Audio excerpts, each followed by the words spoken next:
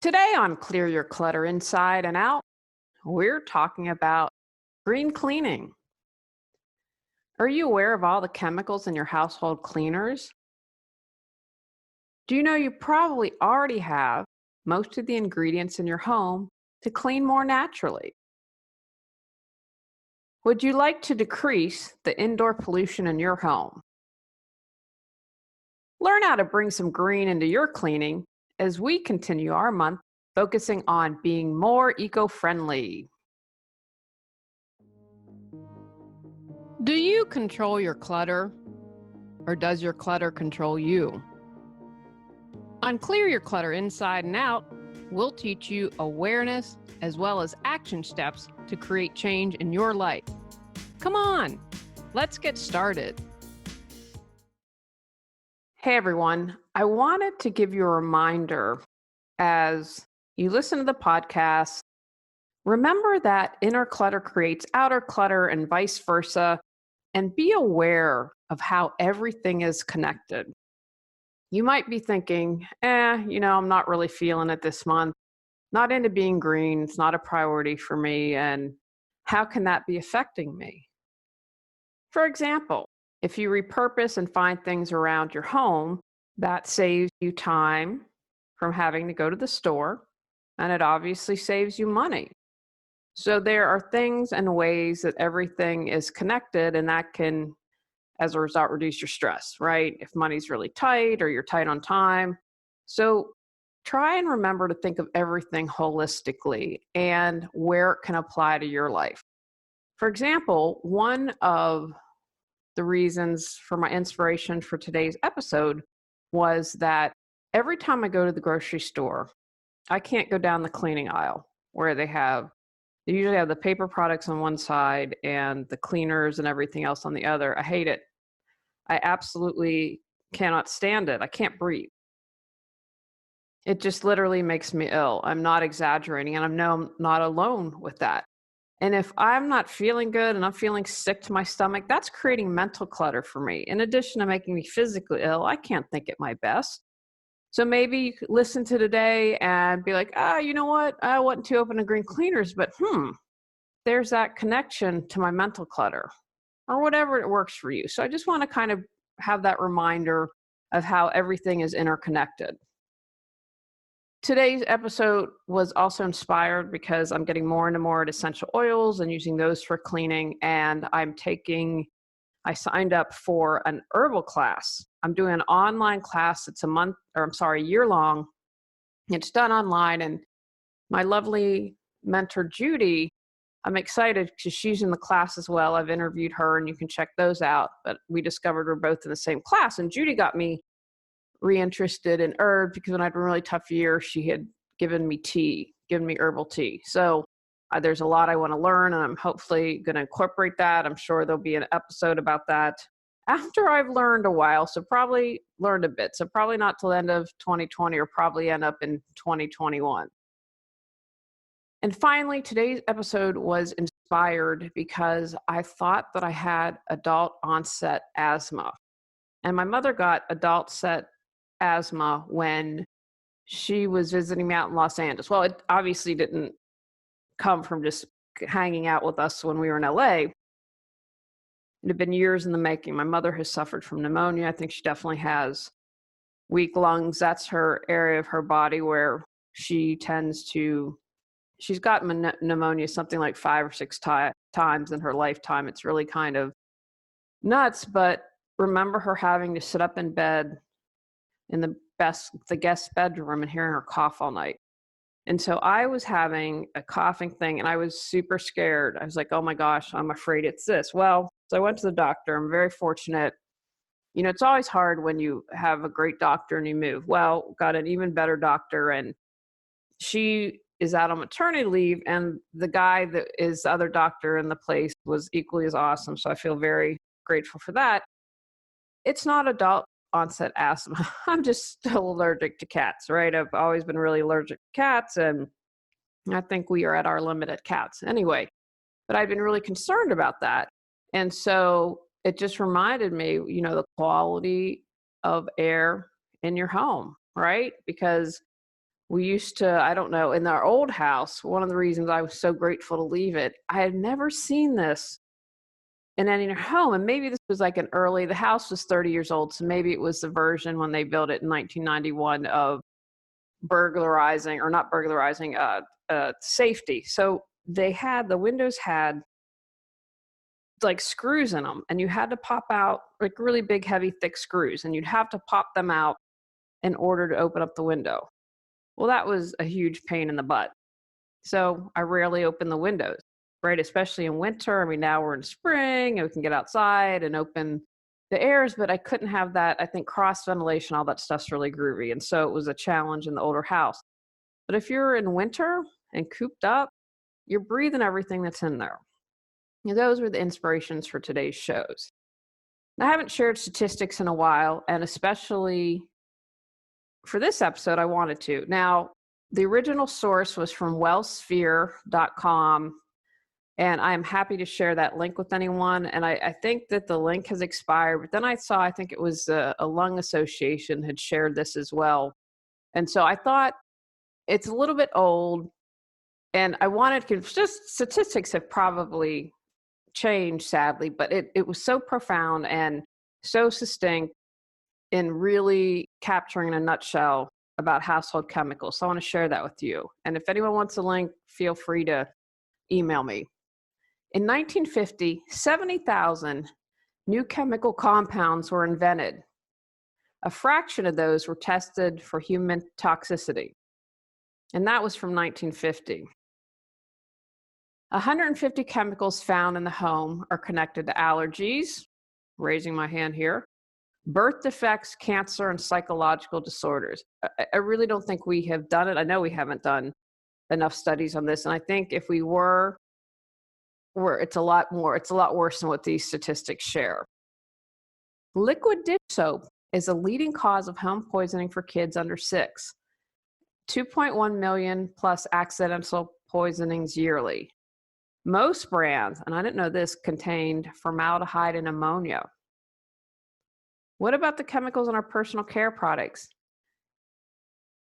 She found 884 to be toxic, 146 can cause tumors, 218 can create reproductive complications, 778 tested for acute toxicity, 314 can cause biological mutations, and 376 can cause skin and eye irritations. I know that I have very sensitive skin.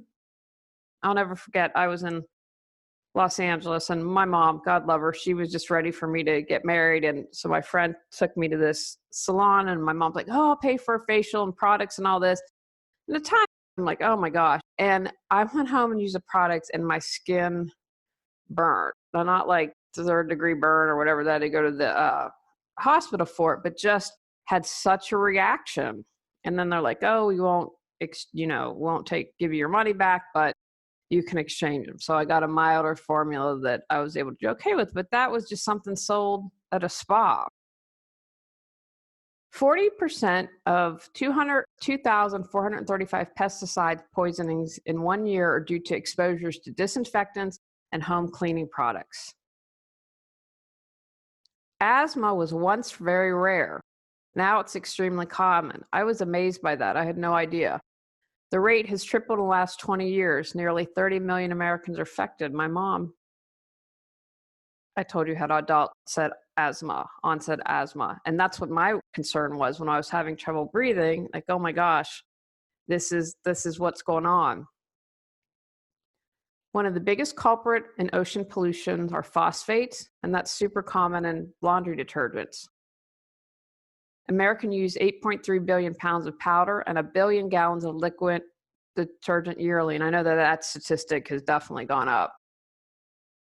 High phosphate levels can kill life in rivers, streams, and oceans by causing algae blooms.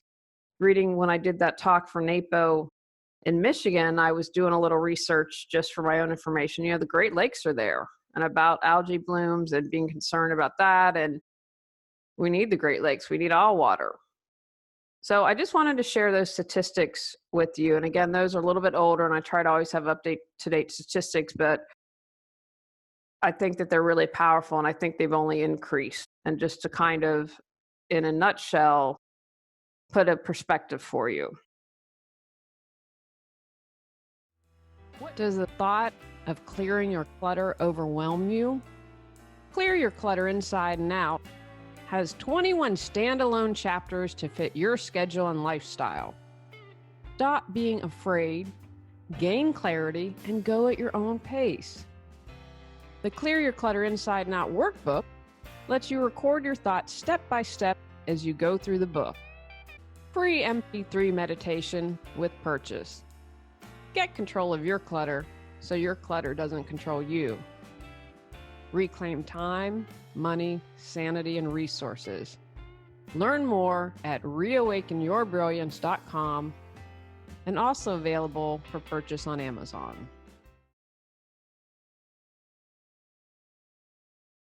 What's in your wallet? What do you think you have hiding underneath the sink or in the bathroom or the pantry? What harmful chemicals are in your home right now? Do you know? Are you like me? How do you feel when you walk down the grocery aisle? Do you have to go, whoa, and go to another aisle? How do you feel after you've cleaned your home? Or if you have someone come in and clean your home? How does it feel? Does the smell still linger? Do you feel a little woozy? Talk to your friends, families, and neighbors. How do they feel after regular household cleaners? Are they aware what's under their sink? Start reading labels. Start doing a little Googling and research. Understand and know what's in your home. Why clean green? First of all, it's easy. You probably have most of the ingredients already in home. You can mix vinegar and water. Kind of like boiling an egg, you can do it. You're creating less waste, right? If you're making your household cleaners at home, you're not out buying bottles. Hey, it's great if you recycle, I'm all for that, or you reuse, but this takes it a step further, consuming less. Usually tends to be less expensive compared to what, like using vinegar and lemon, it tends to be a lot less cheaper than what you're paying SC Johnson and Company to buy at the store. Less harmful for sure, right? The earth benefits, your family benefits, and the pets benefit. Not stinky. You know, we've been trained to believe that clean smells like chemicals, right? If there's not kind of this kind of smell, then we wonder if it's clean. Homemade uses fragrant things, awesome things like lemon juice. I love the smell of fresh lemon. But they smell good, right? They're not toxic. I wanted to share a couple recipes today. Way back in the day, right? I want you to remember this too, to put it in perspective. I laugh. I remember my grandfather practiced law, and when he first started, he had this ledger. And so sometimes people, and this is again back in the 30s or whatever, and people couldn't pay him, or maybe they'd bring fruit or vegetables from the garden, had a big ledger that kept track of everything. They weren't going to the grocery store to pick up cleaners. It's all about convenience for us these days. Like, let's make a new product if it's convenient for everyone. And I think we need to get back to basics. My grandparents, your grandparents, great-grandparents, they have the store. They made do with what they had and what they had at home. For glass, you can use 2 teaspoons of white vinegar and a quart of warm water, stir, and use crumpled newspaper to wipe. And how to avoid streaks: don't clean if the sun is on the window or it's warm. Furniture polish. You can mix a cup of olive oil and a quarter cup of white vinegar and spray onto a soft cotton cloth and polish, rubbing with the grain of wood. Now remember, just test an itty bitty area to begin with. To make an all-purpose cleaner, have a quart of warm water, 4 tablespoons of baking soda, and a teaspoon of vinegar. Now, I also would add essential oils because I personally don't like vinegar. I'm a bad barbecue person. I don't like barbecue. Sometimes I do, but it's too vinegary. I'm not having it. So what I would do in this particular recipe is I'd probably add, I like to go a little more. I'd probably add 10, maybe 5, 5 to 10 drops. Just turning the essential oil bottle on, boom, boom, boom. Something like lavender or lemon or orange, something for me uplifting. To combat mold and mildew, white vinegar or lemon juice, full strength with sponge. I have to admit, I'm not 1,000% on this. I still use bleach sometimes. There's some things that just, I want to make sure that it's taken care of. But here's my pro tip.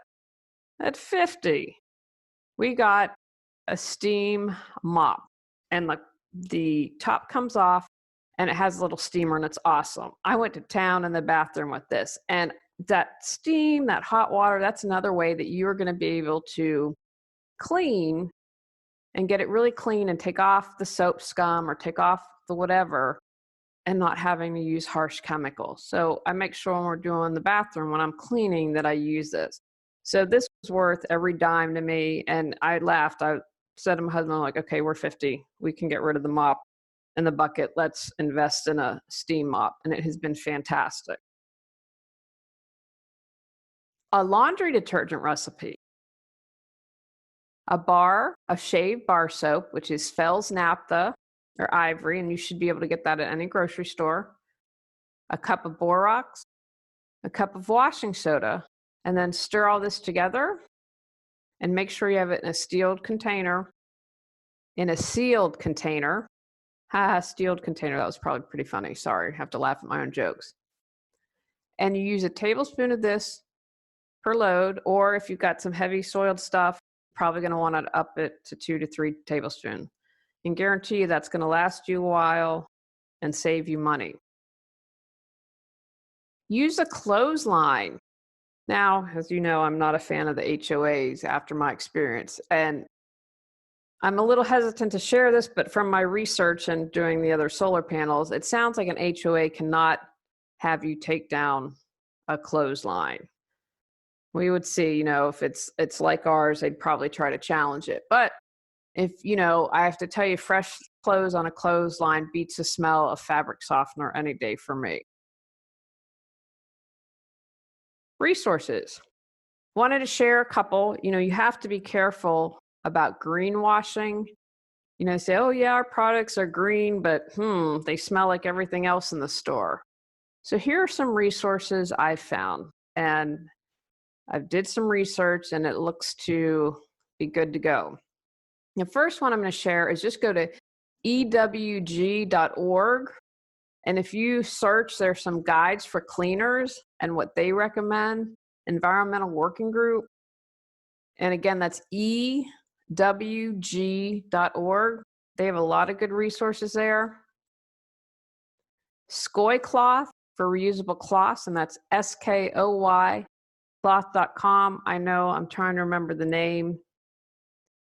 Oh, I'm blanking on it because people on Facebook sell it all the time. Norway. And I haven't tried that. If you have, let me know. I'd love to know your thoughts on it. I'm a little hesitant for MLM groups because I've seen people lose money. I've seen lots of stuff with that. So Skoy Cloth to check out. Another resource is ECO, so ECO-ME.com. That has some resources on there for you. Mrs. Myers, which you probably have seen in the store. They're in most stores. My understanding from what I could tell is they are eco-friendly. If you don't want to make your own, that's an option for you. And then finally, another resource for you is biodegradable, and that's biodegradable.biz for some green cleaners. And I wanted to share, if you're watching on YouTube, you'll see this is an oldie but goodie. I have had this book probably 30 years. I got it when I was living in Vermont. You could probably buy it at a used bookstore. It's probably out of print, but it's called Clean and Green. The Complete Guide to Non-Toxic and Environmentally Safe Housekeeping by Annie Bertold-Bahn. So it is a fantastic resource. So if you're someone that goes to used bookstores, or maybe, you could probably find it on Amazon because they have used bookstore people that sell stuff all the time. But that is a good resource. And then, of course, YouTube and Pinterest, you always have those smart people doing really creative things. You do search for it, you're going to be able to find it.